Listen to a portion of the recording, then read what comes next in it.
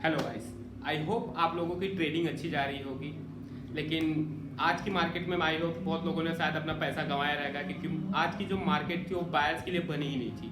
आज की market only for sellers. Market ने आज बहुत लोगों को बोर किया है।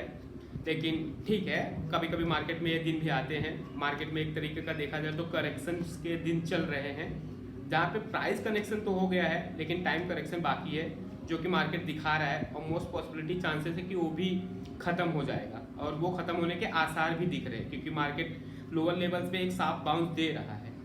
50 DMA तोड़ने के बाद 50 DMA को रीगेन करके वापस से उस पर क्लोज होना, और बैंक निफ्टी का मजबूत होना, यह एक तरीके का सिंबल होता है कि मार्केट अपने जो गेंस है उसको जल्दी सरेंडर करने के मूड में नहीं है।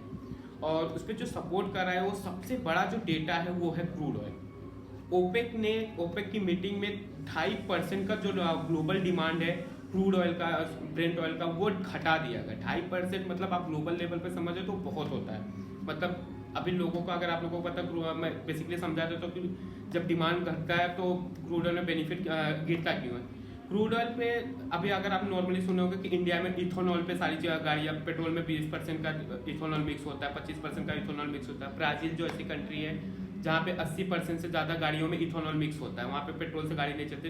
तो ऐसे ही बहुत सारी जो कंट्रीज़ हैं वो कंट्रीज अपने आप को ग्रीन एनर्जी के ऊपर लेके जा रहे हैं, क्योंकि सबको पता है कि पेट्रोल और डीजल की गाड़ियों से पोल्यूशन फैलता है। तो इसकी वजह से ओवरऑल देखा जाए ना तो ब्रेंट और क्रूड ऑयल का भाव और जो वो कम हो रहा है। और भाव क्यों कम हो रहा है? क्योंकि डिमांड कम हो रहा है। ऑब्वियस सी बात है, सप्लाई ज़्यादा है, सप्लाई ज़्यादा है, डिमांड कम है, तो बेसिक रूल है इकोनॉमिक्स की, वो उसका प्राइस डिक्रीज होगा। तो इसकी वजह से ये ओवरऑल देखा जाए मैक्रो फैक्टर है इंडिया के लिए, क्योंकि इंडिया दुनिया का सबसे बड़ा बायर है, इंपोर्टर है एक्चुअली क्रूड ऑयल का। इसकी वजह से अगर यहाँ से क्रूड ऑयल 65 तक अगर आ जाता है तो इंडिया के लिए बहुत पॉजिटिव होगी, जो कि मोस्ट पॉसिबिलिटी चांसेस है कि वो आ जाए, क्योंकि क्रूड ऑयल ओवरऑल देखा जाए पिछले 6 महीने के लोज पे आ चुका है। अभी जब मैंने थोड़ी देर पहले देखा तो वो भी 70 के नीचे आ चुका था, सस्टेन कर रहा है 70 के ऊपर, $70। लेकिन अगर $65 के नीचे आ गया तो वो एक्चुअली देखा जाए बहुत सारी ग्लोबल जो गल्फ कंट्रीज है उनके लिए थोड़ी सी प्रॉब्लम हो जाती है, क्योंकि आप लोगों को पता है gulf countries tax free countries होती है। तो उनका जो मेन जो कंपनी जो बोलते हैं सोर्स ऑफ इनकम होता है वो होता है क्रूड ऑयल सेल करना। क्रूड ऑयल सेल करना अगर उसका प्राइस धीरे डिक्रीज होता है तो वहाँ पे थोड़ा रिसेशन टाइप की चीज़ें आ सकती है। लेकिन इंडिया के लिए वो पॉजिटिव होता है। क्यों? क्योंकि हमारा जो इम्पोर्टर होता है तो हमारा इनवॉइस जो होता है, हमारा जो बिल होता है वो कम आता है। इसकी वजह से हमारा ओवरऑल जो इन्फ्लेशन होता है वो कम होता है। और मार्केट के लिए थोड़ा सा नेगेटिव इम्पैक्ट जो डाल सकता है वो है इन्फ्लेशन का डेटा। अगर आप लोगों को बता दो, जो इन्फ्लेशन का डेटा है वो CPI जो डेटा है वो पिछले 9 महीने के हाई पे आया है। तो वही एक देखा जाए मार्केट के नेगेटिव ट्रेंड है, जो कि आने वाले दिसंबर में जो RBI की जो मीटिंग है उस पर जो रेट कट्स का जो आशा है ना, वो थोड़ा सा बोलते हैं पॉज लगा सकता है कि रेट कट्स ना आए। मोस्ट पॉसिबिलिटी चांसेस है ऐसा।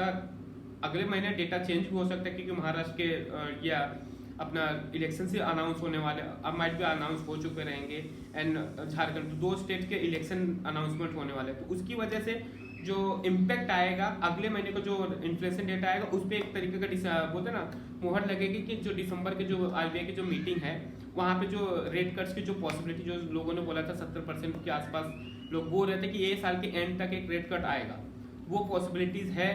देखते हैं कि अगले बार में क्या होता है। तो मार्केट के लिए सिर्फ एक नेगेटिव ट्रेंड करंट टाइम पे यही है इन्फ्लेशन के डेटा, बाकी अदरवाइज सारी चीजें एक पॉजिटिव है। जहाँ पे चाइना का जो फैक्टर मैं आप लोगों को पहले से डिस्कस कर रहा हूँ, वहाँ पे $830 बिलियन का जो स्टिमुलस पैकेजेस अनाउंसमेंट कर, उसके ऊपर भी उन्होंने अभी तक बोला है करने के लिए, लेकिन अभी तक किया नहीं। तो मार्केट, हमारी जो मार्केट है वो एक तरीके से उसको बोलते हैं ना पचा चुकी है कि अभी करेंगे तो देख लेंगे, फिलहाल नहीं करें तो हम बढ़ते हैं। तो इस तरीके का जो मार्केट, अपनी जो मार्केट है वो कर रही है। लेकिन एक बार जब वहाँ तक करेंगे तो अगर उन्होंने स्टिमुलस पैकेजेस अनाउंसमेंट किया तो भी एक्चुअली देखा जाए चाइना जैसी मार्केट के लिए वो बहुत कम पैकेज है। तो एटलीस्ट अगर चाइना को, अगर मार्केट को और अपनी मार्केट को थोड़ा और बढ़ा तो उनको 2 कम से कम, या तो बहुत ज़्यादा बड़ा स्टिमुलस पैकेज अनाउंसमेंट करना पड़ेगा, या तो फिर कम से कम 2 बार में उनको करना पड़ेगा, तब जाके एक उनकी मार्केट जो बाउंस बैक बोलते हैं हमारी नज़र में वो होगा। लेकिन अगर जो ट्रेडर्स की बात करूँ तो एक टाइम के लिए मार्केट में शार्प फॉल आने का पूरा चांसेस है अगर वो अनाउंसमेंट हुआ। लेकिन जितनी जल्दी गिरेगा उतनी ही जल्दी मार्केट रिकवर करेगा, क्योंकि मार्केट ने एक तरीके से उसको हजम कर चुका है। और दूसरा जो तीसरा जो फैक्टर हमारी एक्चुअली देखा जाए जो करंट टाइम में चला जियो पॉलिटिकल कंसर्न मार्केट के रिगार्डिंग इजराइल और ईरान वाला। तो इजराइल ने बोल दिया है कि हम जो उनके परमाणु हथियार और ब्रेंट ऑयल जो ऑयल रिजर्व हम उनके ऊपर अटैक नहीं करेंगे, हम उनके जो मिलिट्री बेसेस हैं उनके ऊपर अटैक करें। मतलब उनका एक विजन क्लियर है कि हम अटैक करेंगे, लेकिन कब करेंगे उन्होंने बताया नहीं। तो मार्केट एक्चुअली देखा जाए तो उसके लिए भी जो मार्केट ऊपर लेवल पे सस्टेन नहीं हो रहा है। ये दो तीन जो मेजर फैक्टर्स है ना, इन्फ्लेशन डेटा हुआ, चाइना का जो फैक्टर हुआ, जियोपॉलिटिक्स, ये जो मेजर कंसर्न्स है जो ऊपरी लेवल से निफ्टी को टिकने नहीं दे रहा, वहां से एक साफ फॉल आ जा रहा है। लेकिन फिर भी मार्केट निचली लेवल से रिकवरी उसी तेजी से कर रहा है। तो एक तरीके से जो मैंने आप लोगों को पहले बोला टाइम डीके, वो मतलब टाइम करेक्शन बोलते हैं ना, वो होता है मार्केट में, अभी कर रहा है। लेकिन इंडिया के लिए जो सबसे अच्छी बात है ना, वो बैंक निफ्टी का जो मूव है एक्चुअली देखा जाए तो वो अपनी 20 डीएमए के आसपास क्लोज है, उसका क्लोजिंग बहुत ही शानदार है। तो मोस्ट पॉसिबिलिटी चांसेस है कि अभी जो निफ्टी को स्ट्रेंथ प्रोवाइड करेगा वो निफ्टी आईटी एंड दूसरा है बैंक निफ्टी। ये दोनों अपने आप को एक स्टेबल कर दे, मजबूत करें मार्केट के लिए। और दूसरा, अगर इस टाइम पे कोई मार्केट में अगर जो इन्वेस्टर्स है उनके लिए तो अच्छी बात है, उनके लिए एक अपॉर्चुनिटी है कि मार्केट में इन्वेस्ट कर ले, क्योंकि इससे बहुत इंडियन स्टॉक मार्केट में बहुत ज़्यादा करेक्शन देखने को मिलती नहीं है।